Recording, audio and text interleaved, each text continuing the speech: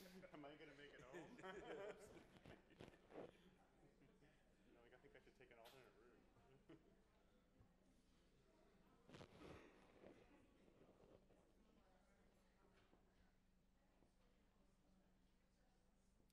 Okay, shall we? Let's, You're a all right. fearless leader. We're ready. Okay. Well, good morning, everyone. So we are the early risers of Perugia. Nice to have you all with us this morning. I am Fatima Farag. I'm replacing Charlotte Ireton, who should have been moderating this session. Let me begin by introducing myself. I am the Regional Director for WAN IFRA's Women in News program. I am also the founder and director of Wulad al-Balad, which is an Egyptian local media company, an Egyptian journalist. I'm very happy to be with you here today. On my very far right, I'll begin with Zaffar Abbas, who is the editor of Dawn, Pakistan's most prestigious English language newspaper, yes. He's also a veteran newsman. He's worked with the BBC for 16 years. He's been at the forefront, really, of the battle of sort of professional and courageous journalism in his region. His life has been threatened more than once for his dealings and espousing of investigative journalism against the armed military. He is also a former WEF board member, and he is now a member of the executive board of IPI. On my left is El-Sirgany, who is a CNN producer based in Abu Dhabi, covering the Middle East. Her work has been published in The Guardian, The New York Times, and The Monitor. She was previously the deputy editor of the Daily News in Egypt. She is the co-author of The Diaries of the Revolution. In 2011, she was named by Forbes as one of the top Arabs with presence on Twitter. That's quite something. Yes, at the time. On my right is Ivan Sigal, who is the executive director of Global Voices. He's a Klug Fellow in Digital Studies at the Library of Congress, a board chair for the Open Society Foundation's Documentary Photography Project.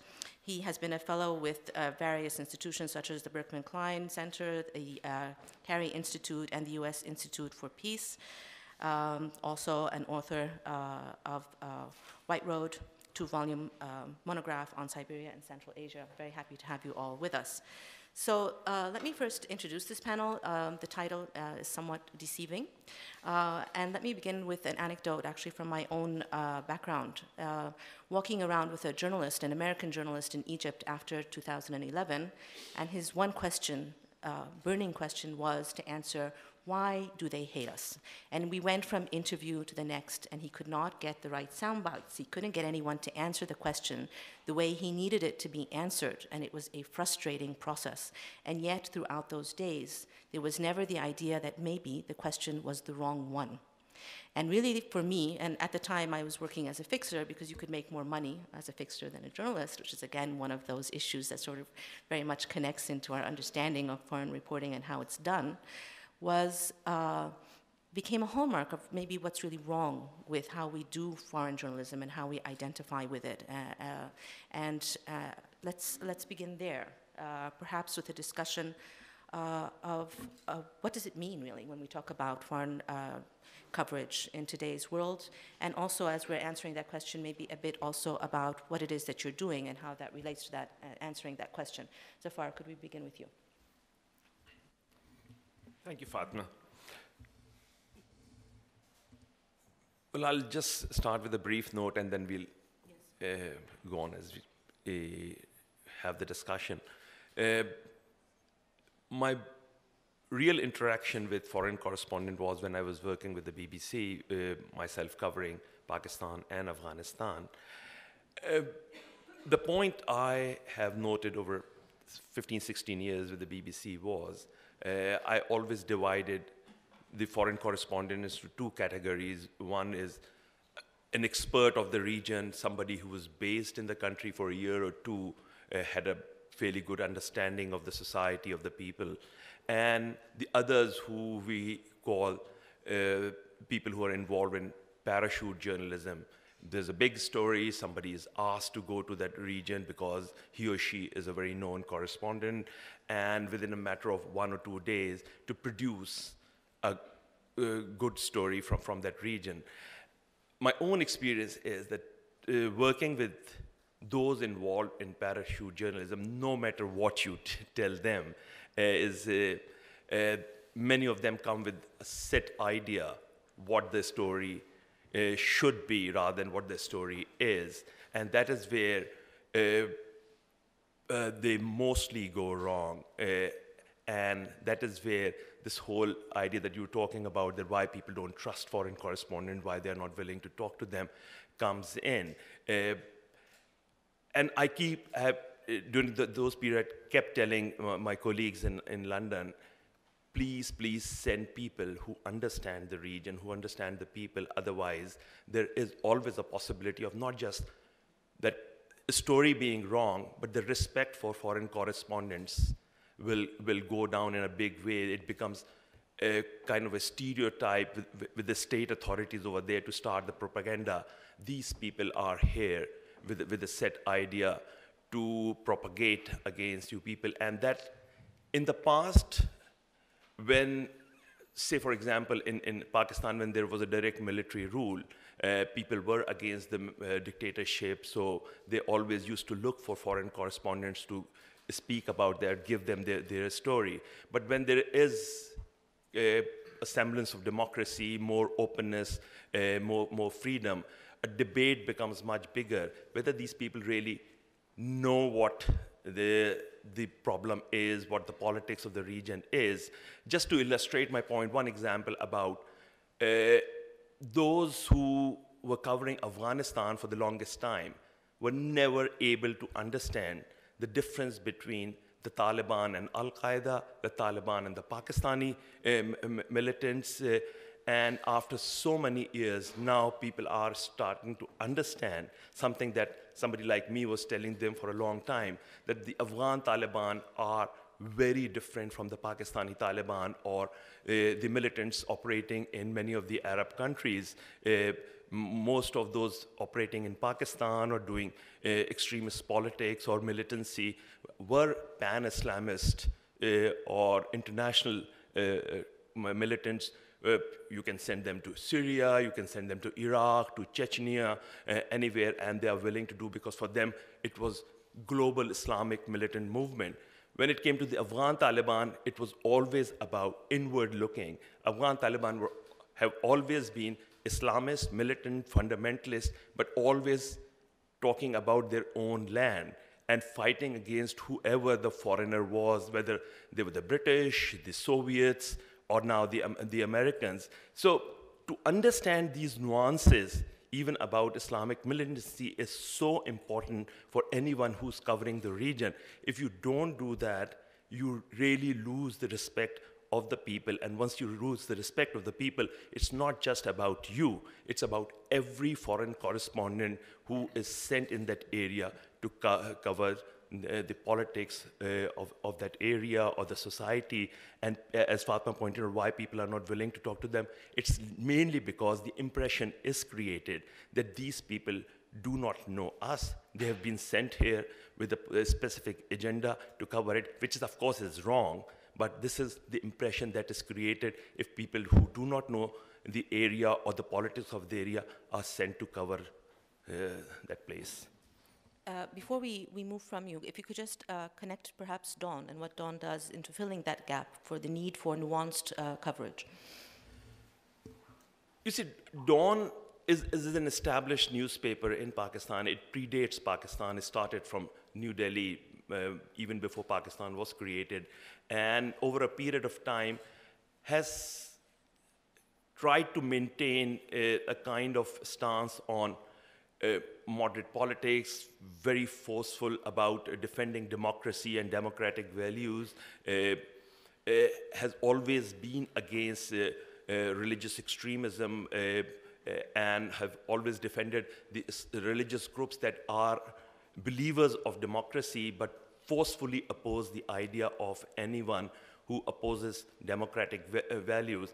And that is why, because of being supporter of democracy and democratic values and opposed to Islamic extremism, it has constantly been attacked by both the security agencies who regard support for democracy as something of a criticism of their own values or their own ideas or their own sense of politics. And the Islamic extremists really regard us as a tool of foreign agencies, of Western agencies. But we have not given up hope. We remain under constant attack by both the sides. There is a desire to destroy us.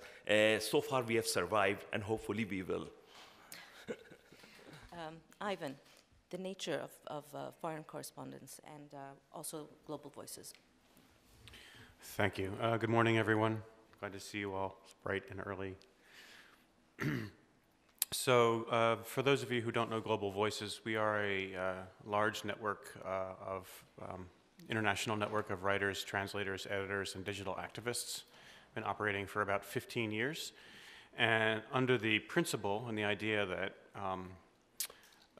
individuals in their own countries writing within the larger framework of network societies have a clear perspective on what's happening and what's important in their communities, and that being able to translate, contextualize, and explain those positions is an important aspect of what we used to call foreign journalism, foreign correspondent work, and international reporting.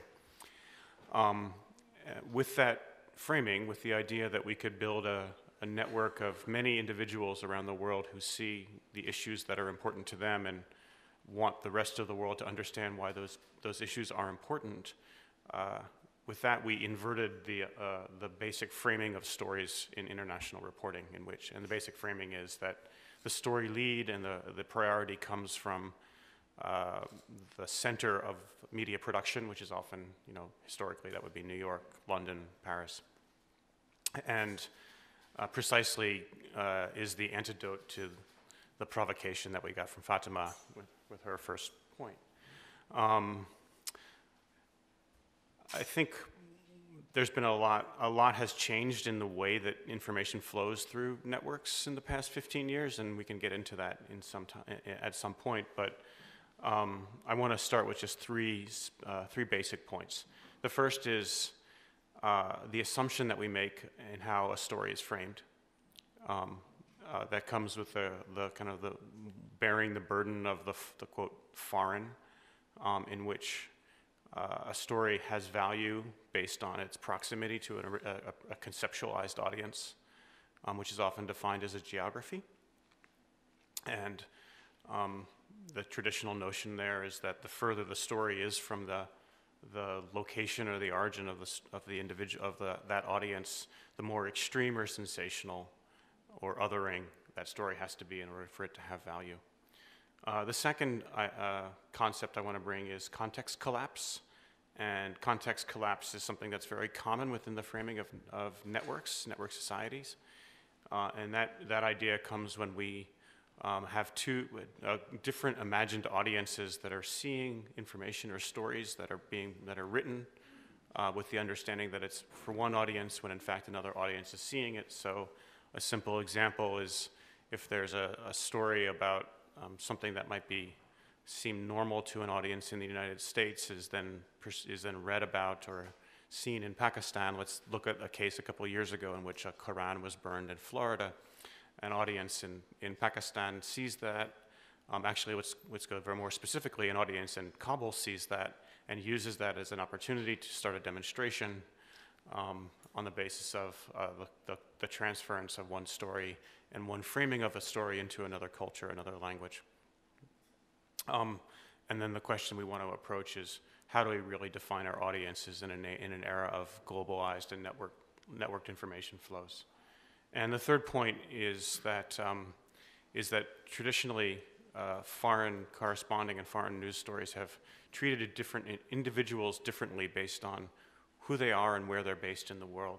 So we'll see a very common phenomenon in which, for instance, with war reporting, individuals who are affiliated with a Western military will be treated with a name, a family, a history, a context, and individuals who are maybe bystanders or are part of another army or are not given a name or represented differently, are depicted in death in a way that would not be the case with the Western military. With Global Voices, we attempt to treat everybody we write about with the same some presumption of individuality, the same presumption that they're accorded the basic understanding of them as a complete and complex human being. And I think that's something that international news still is working on. I must say it's improved considerably in the past 20 years. There's still a lot more debate, and one reason for that perhaps is an understanding that audiences are now global. So the idea that some of the storytelling that we have is that context collapse. People are starting to, and by people I mean editors. There are other types of people besides editors, for those of you who are editors and think that that was an equation of self. We understand that our audiences may be widely distributed, and we're changing the way that we tell our stories as a result of that. So I'll stop there for now. Thank you. Okay, just going back to the issue of geographical proximity, I mean, when you consider many of the stories that are top agenda items, climate change, migration, terrorism even, I mean, these are really global stories, cannot be understood unless dealt with within a sort of international context. Do you think the geographical proximity is still a major player in how we're defining the relevance of international story, what we consider to be international coverage? Well, there certainly are stories that achieve the level of what we call the global, and you named a couple of big ones, but the way that they tend to be translated or the priorities that they're given or the way that they are framed really does depend on national interests. So the way that climate change story is told in the United States is going to be different from the way it's told in France, different from the way it's told in Saudi Arabia. So I would ask whether it's really the case that the frame is the same, even if the topic is. Okay. Sarah, moving on to you. Again, the nature of what it is to be engaged in foreign coverage, and also your move, I guess, because you've worked as a local journalist to international. So traditionally, or at least the stereotype of a foreign correspondent or foreign journalist is a Western journalist coming to the Middle East or Asia or a non-Western country and reporting the story for 10 days, for a rotation of 2 years or 5 years, and then moving on to another country because it's the same set of skills that you can apply anywhere once you acquire the knowledge and the context. This in itself has changed over the past maybe 10 or 20 years. The identity of the correspondents have changed. The people are now different. You can see it in the bylines, in the names that you see on TV. It's people generally from the regions reporting the regions to international media. So the idea itself of a correspondent has changed. The questions around it have changed. For me, it's about packaging the story that can fit in local media and putting the context, putting in a comprehensive way for an audience to understand it, for a wider audience to understand it. For example, if you're talking about teacher bonuses in Yemen, story does not interest a lot of people. You read it, and if you're following the country, you keep reading it every day and every month. It doesn't make any sense, and it doesn't make any sense to report it to a wider audience. It would if A, this led to civil obedience, B, led to the collapse of the school system, led to recruitment of children because there's no schools, and early marriages. It's how you figure out what's the point of the story that you want and how you relate it to an international audience and a story that everyone can understand and relate to. I think that is the point of, or the role of the foreign correspondent, and it's something that many people have been, a role that many people have been playing in international media because of better understanding, and B, also because the identity of the correspondents have changed. I'm gonna keep it to that. Okay, the issue of context, collapse, and relatability. Can we take this a bit further? Have we figured out how to, as journalists, change the way we do? I keep on forgetting. You need to hear me. Okay, so context, collapse, and relatability. Has this affected the way we do journalism? Have we figured out how to package our journalism differently, as Sarah was talking about, to do it differently? Workflows, have they adjusted around this in ways that allow us to outreach audiences and take all of this into consideration? Zaffar. I think there is a realization that the context is important for audiences or readership outside area where you're doing your own journalism, whether you're working for a newspaper or a wire service or a television company.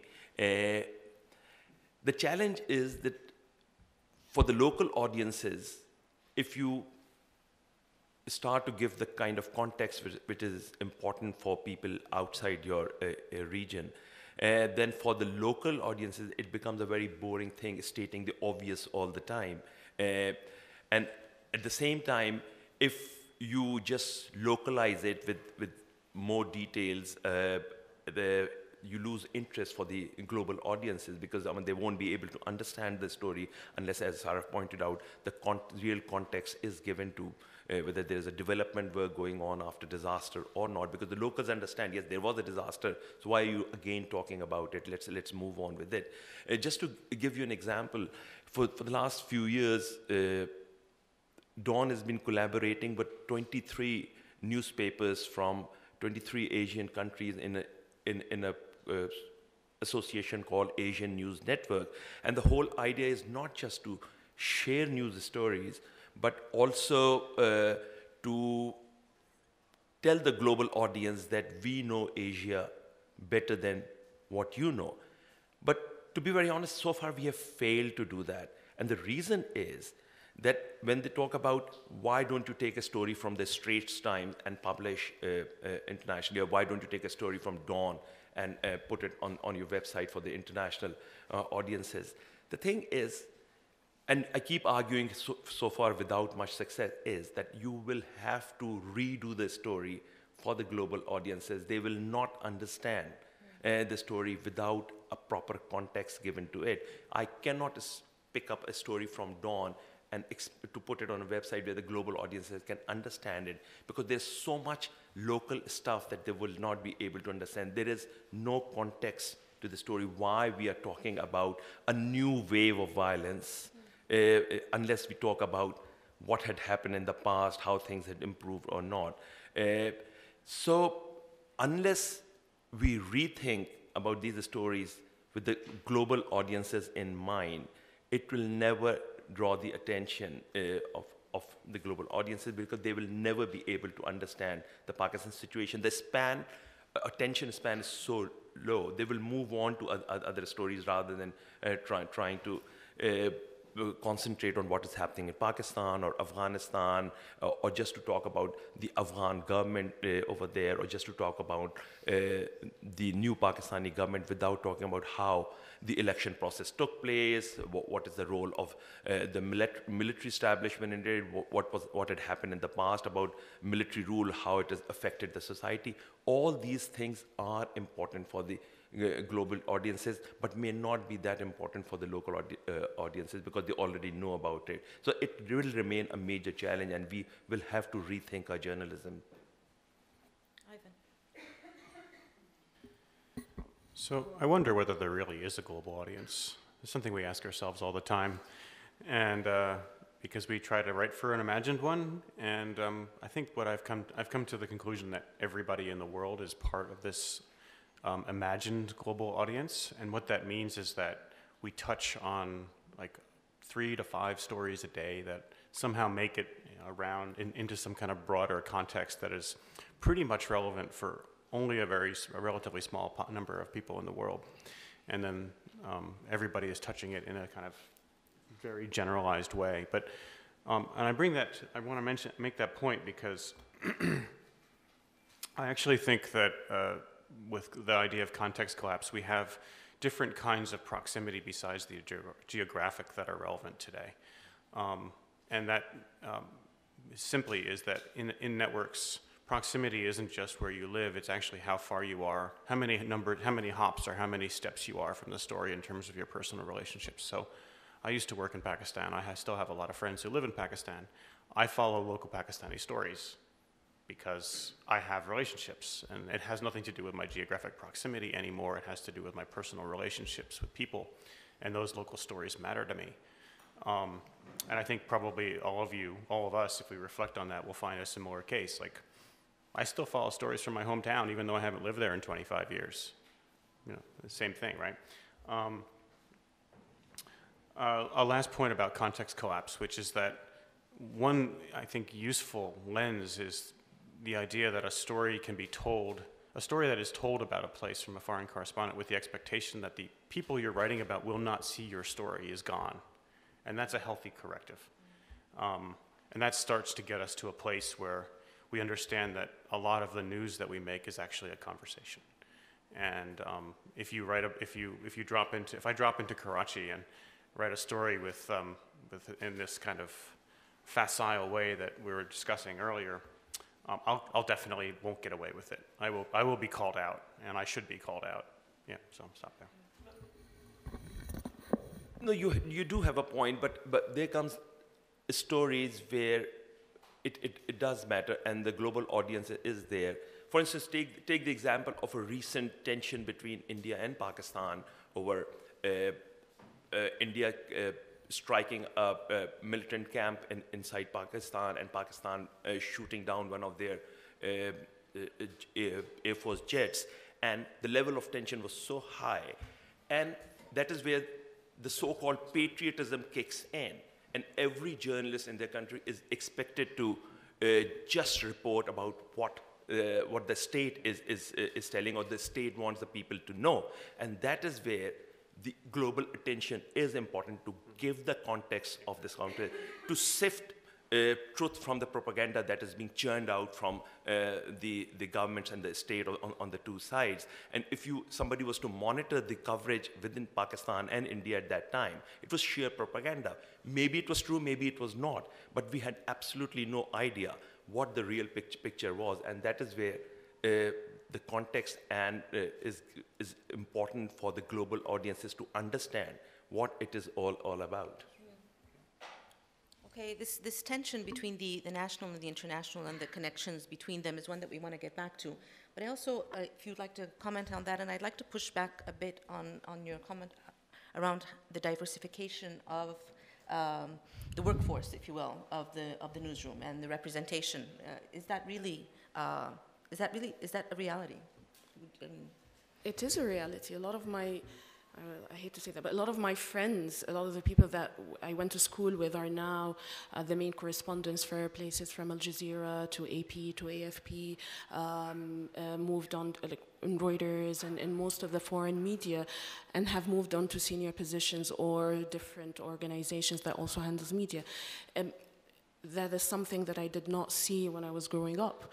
And back to your anecdote, it's something that I've also experienced. I had the same thing in 2001. I was still a student, and I was interviewed by an American journalist who wanted to look into a personal decision that I did in the context of the American policies in the region, whether I made what I thought at that time was a very personal decision as a resistance to the American policies post 9/11. And I try not to have this idea of imposing my own understanding of stories that I work on right now,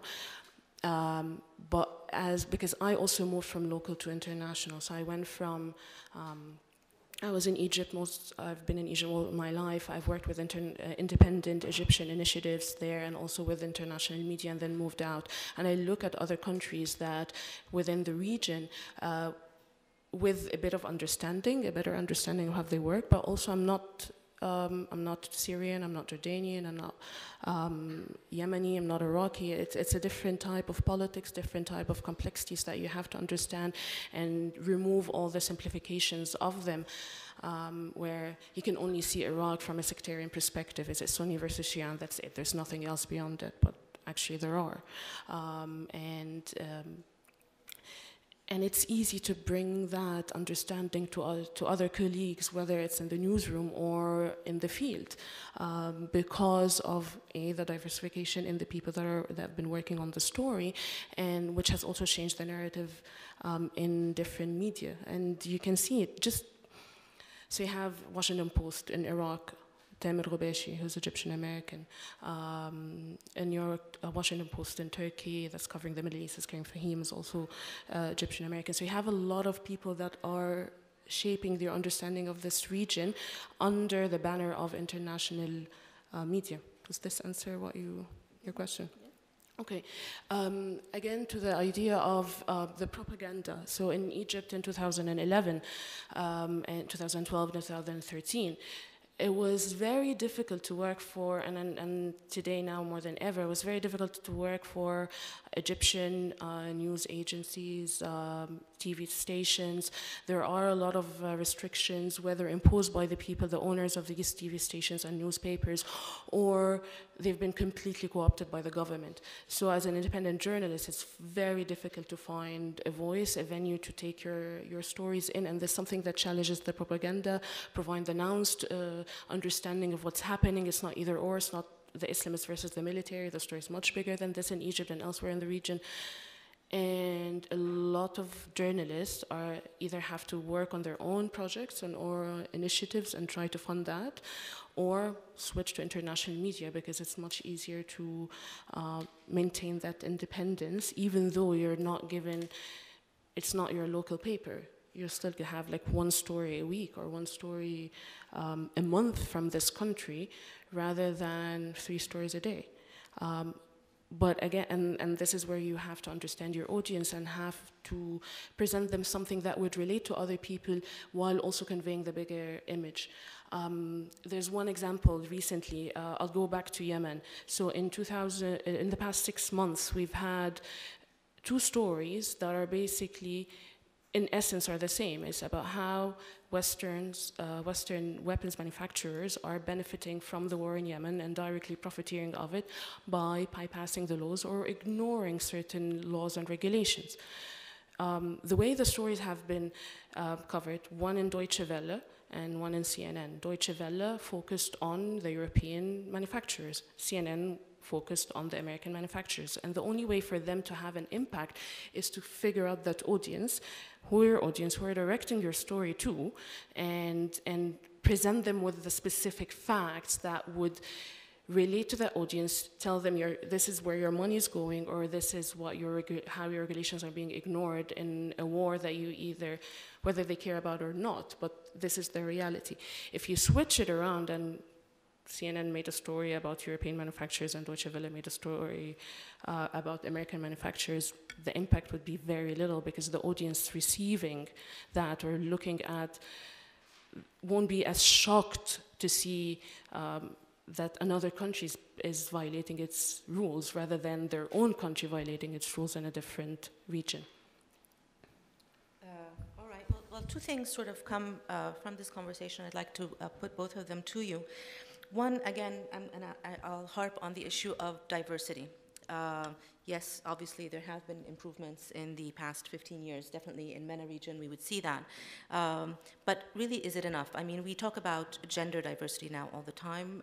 It's something that everyone would focus on, and if you had a panel where gender was not well represented, this would be considered to be something not very well, not acceptable. But when you come to think about diversity in terms of different nationalities, representation from different parts of the world, there isn't the same sort of interest. I mean, both of you are members of various boards, and I don't know really how you feel, diversity is represented and how much attention it's given in those areas which are defining what journalism is and how we manage journalism and how we see journalism in today's world. Are we putting enough emphasis on diversity? Is it really happening? Is there a shift that's taking place? That's something I'd like to put to you. The other one is this relationship that's coming up between how we do local reporting, what is international, what is actually local anymore, what is foreign, and the trends that we're seeing. Where, with the crisis of democracy in different parts of the world, everyone now is more focused on investing in local journalism, and this is seen as an important component that people need to focus on, perhaps at the expense of international coverage. Do you see this as something that is a trend, that's something that needs to be taken into consideration? Is there a can it be a win-win situation where you're investing in both and in the support of both, or do we need to choose? And if we had to choose, how would we choose if it comes down to that? Ivan, would you like to start with that? So I think I'll start with the second question.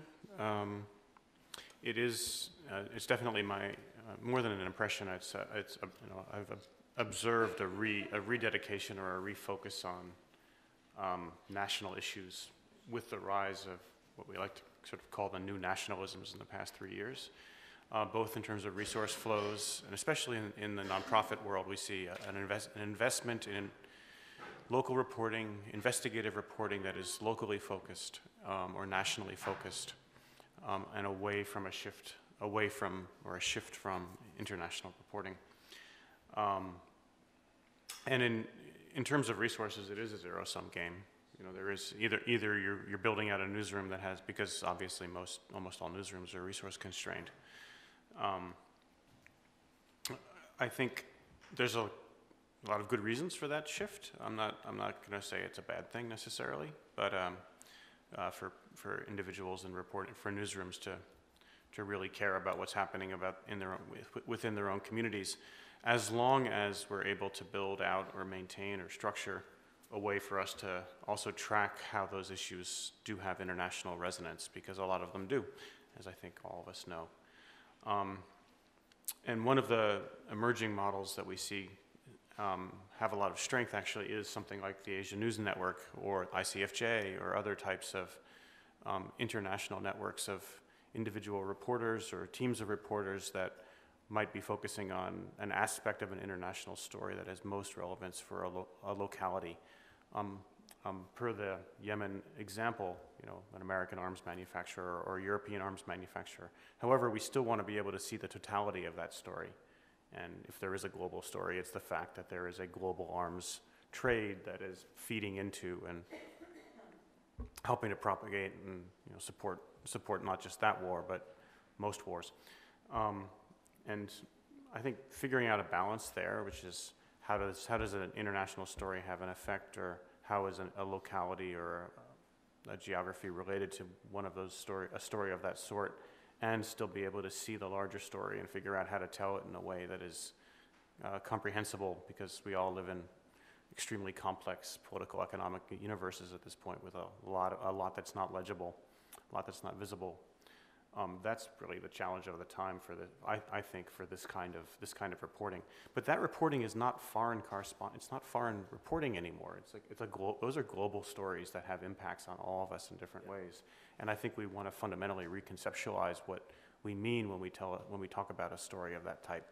We also are building our news reporting teams very differently as a result of that. So we might need somebody with Arabic language skill here, and somebody with forensic and digital analytics skills here, and somebody who can track financial flows here, and somebody else who can manage a database. And those people can live wherever they live, but they still have to be able to bring those skills to tell a story about the Yemeni arms network, just to stay with that example. So.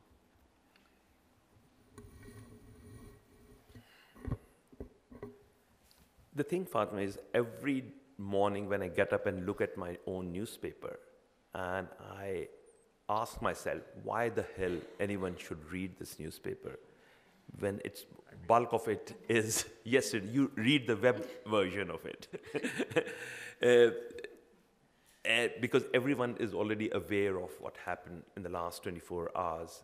So, and that is where this whole idea of going in-depth reporting on local issues comes in.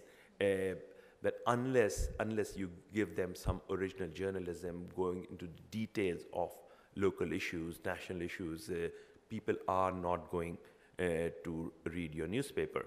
And at some point it will die. It may die for other reasons also, but that is one thing. So what we are trying to do is that for the newspaper, we try and concentrate more on local issues, in-depth stories about local and national issues with a lot of local context to draw attention of the readers. But when we treat the story on our web edition, it is slightly more elaborate with a larger context to draw attention of the audiences outside Pakistan, so they can understand the situation. If I was to talk about as Ian had done stories about Karachi Circular Railway thing. So I have to draw the attention what it means, the disaster that is Karachi Circular Railway, because people will not understand if I was just to keep localizing it even for my web edition. So we are trying to do two versions of the stories. One is for the local audiences over there, and one is to draw more attention of people outside the area where the newspaper is not available. There has been some success in that area, but unless we keep debating this thing at international forums like Asian News Network or IPI or WAN IFRA and World Editors Forum, where how to remain relevant.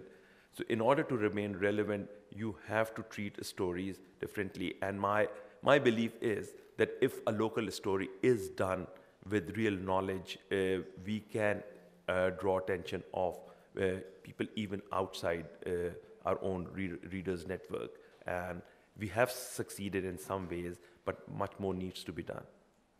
Okay, so sort of a networked workflow and calibrating also the story to different levels and different audiences. Absolutely. Sarah, would you like to comment on this? Yes, this plays into what I just mentioned about figuring out a story and then reporting it, understanding it, and then it's how we repackage it, how we address it to the audience that you intend it to be, and to maximize its impact.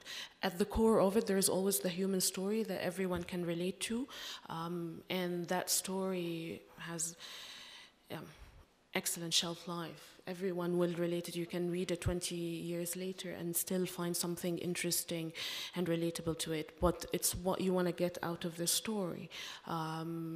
Is it just one human story about one child in the war? Or do you want people to act on it? Or are you trying to foster a better understanding of the realities on the ground? You had asked us about how this starts from the conceptualization of the story early on. And you're going to always be limited by the information that you can get at your office or in a newsroom. There are excellent resources on social media, but there are also a lot of noise. You have to figure out whether this is the main narrative or the fringe narrative, whether this is the great story that you're looking for or just something that does not add up.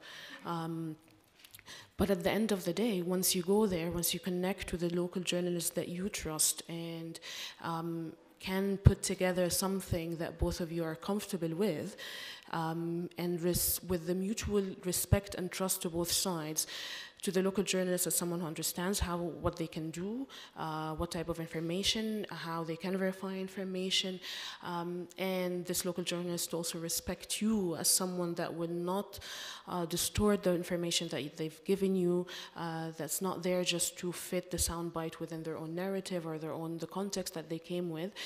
Then at the end of the day, the product is something excellent.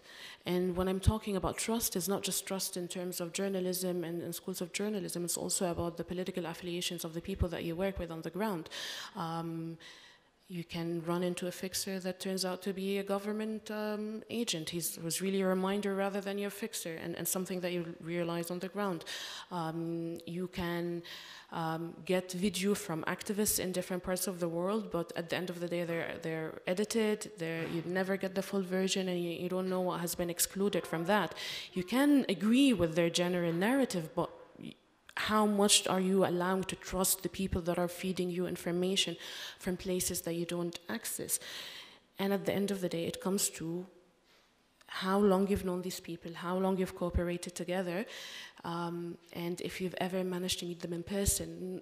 For me, nothing substitutes meeting people in person, connecting with them on the ground and working with them in these countries as opposed to remotely, which sometimes because of limitations of travel and access, we would spend years sometimes without getting into a specific area or a specific country, and you trust a lot of people there for a long time, and then you go there and realize it's not the complete story.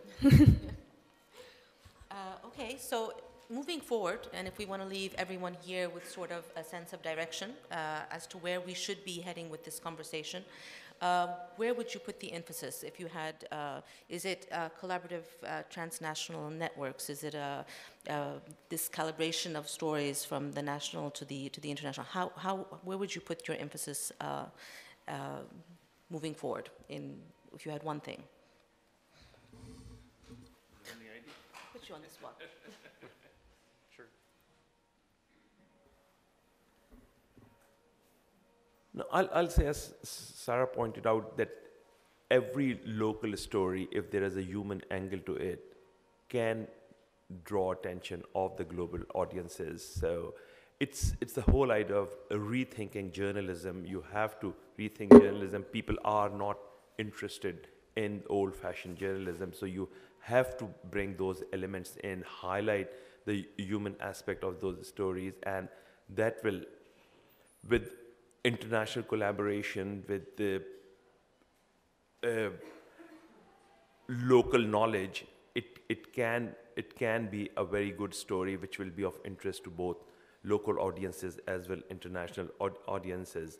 There are some issues that can be highlighted which will draw attraction in other places. For instance, take the example of, in many developing countries or maybe elsewhere also, the issue of extrajudicial killings that take place. So if I am writing stories about extrajudicial killings taking place in Pakistan, I can look around and say, what are other countries where there have been these kind of violations? And you can have a well-rounded story for your own audiences, that it's not just about Pakistan, but so many other countries where these kind of violations are going on. And at the same time, for the international audiences, that Pakistan is added to the list of so many countries that are involved in these kind of activities. So you can, but for that, to have that, you will have to have that kind of knowledge. You have to train your reporters and writers in that way to understand stories,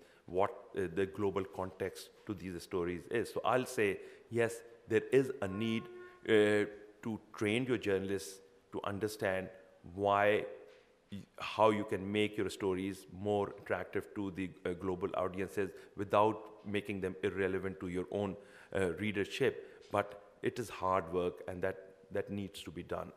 So development of capacity. Development of capacity is very important, and in order to do that, you'll have to make them undo what they had been doing for the past so many years, just in order to understand how you can continue to have draw attention to your kind of journalism and why it is important to rethink your journalism. Okay, Sarah? I think it comes down to constant engagement, and it relates to the point of how you form this relationship between the foreign or the outsider and the local. This constant communication. Of course, it's very difficult to maintain constant communication if the area you cover is the world or a region that has 17 countries or 20 countries. But without that constant engagement in terms of you read the news, you figure out what are the local concerns are, you constantly talk to your sources, develop more, understand the network of people on the ground, because it's not just about figuring out your stringer or your fixer there, but you want to know this person on Twitter or Facebook. What do they say? Where is it coming from? Who do they represent? So that whenever you have to parachute into a country, you're not really parachuting. It's a very soft landing, because softened by the knowledge that you've acquired over a period of few months, few weeks, or even years, depending on how long you've been following the country. There is a good thing about foreign journalists or the outsider is they bring this type of shock to certain stories that we've gotten used to. And again, I'll go back to the example of Egypt, where we've gotten used to the stories of torture, surveillance, your phone is bugged and you just live with it. And then sometimes you discuss it with a journalist. I was like, what? This happens? This is a regular thing in police stations? I was like, yeah. Well, we should do a story about that. We've done, but sometimes you need to just put it in a different package, look at the story with fresh eyes, and try to be as shocked or outraged by certain things so that you convey it to yourself, to your community, and to the outer world in a way that has value and has an impact. So engagement, trust, and resisting the complacency. Exactly. If I can just add to what Sarah is making a very relevant point. At times when somebody like me is doing journalism in Karachi or in other cities in Pakistan, I'm so close to this story that I don't see this story really. But for me, it is a way of life in that place. And that is where the importance of a foreign correspondent comes in. And I've experienced when people, even within the country, if somebody from Islamabad is coming to Karachi, that person will be able to see that story and can develop that story in a much better way that I may think, oh, it's a routine matter, why I'm even talking about this thing. And with the foreign correspondent, I've seen people coming in and doing more research and doing a story, which I thought was something very routine, very obvious, to really draw attention of that issue or the problem for the international audiences. And they have done a fantastic job. So at times, being close to the story can be a disadvantage. Okay. Ivan, I'll just add very quickly. The problem is sometimes when you do that is that you get people who are outraged by your handling of the story, and you get the labeling of being an Orientalist or an outsider who doesn't understand, even though you're just breaking down something that everyone experiences in daily life in that society and just explaining it to the bigger world, the outside world, and it's a very, it's a tough balance to keep. So I'll just pick up on that idea. I think what I would most like to see change is an understanding. I'd actually just like us to get rid of the term foreign. I think it's not helpful anymore. And I think I'd rather have us think instead about like where our skills and expertise are relevant and can fit into different contexts and different ways of telling stories. Everything that has just been said about more access to local knowledge gives you a certain kind of depth, but also you step away from that story and somebody else comes in and sees it in a different light. But that's true. That's not just about foreignness. That could be from one side of living in one side of a town to the other side of a town. It's an experience all of us have in which all of us are playing different functions in different times of our lives in different places. And if you think about the way that the most interesting journalism to me these days is collaborative projects that involve lots of different perspectives and skills. And some of that local knowledge is always going to be super valuable, but then bring in somebody who has a different perspective and a different set of skills to talk about the same story in a different way. And maybe with one story you'll be bringing local knowledge, and in the next story you'll be bringing another kind of knowledge that you might have. And most important to me is that we understand all those functions are necessary for telling a good story, and that we treat all of our subjects in our stories the same way regardless of where they are. Because then that breaks this idea that different audiences have different values or different individuals have different values, and it breaks the idea of a center. Because if we actually lived in a network world, then interesting stories can happen anywhere within that network. And that's my aspiration anyway. I'll stop there. So collaborative journalism. Thank you very much for that. Okay, I think I have time for 2 questions. If anyone from the floor. Yes, we have a question here. Thank you so much for your sharing. That's really interesting. I'm Alicia from Taiwan, and I'm also a journalist. And so based on today's topic, I would like to know how, because it's almost impossible to have a bias and to have the different positions in stories. How do you reflect your positions in your report or in your media? Or do you think it's necessary to do that? For example, it's the local journalists are the best to report their local issues, or it's also important to reflect their positions in the story in order to let the audience understand what's their perspective? Or do you think it's not really necessary to do it? Yeah. All right. Would anyone like to respond to that, Ivan? If I understand, you're asking whether the idea of a voice from nowhere is the correct voice for international reporting, or if we should always reflect our, not necessarily our biases, but where we come from as part of the story. I mean, I'm very much in favor of bringing that into a story. I think that the voice from nowhere is not helpful. I think it's a distraction.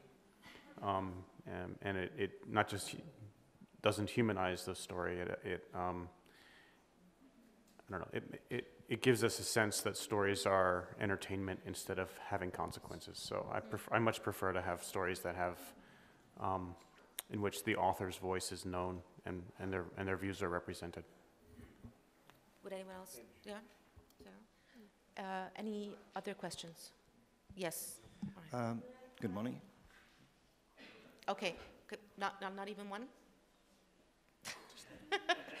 Okay, we can ask after the panel. Okay, if you'd join me in thanking our panelists today. Thank you so much.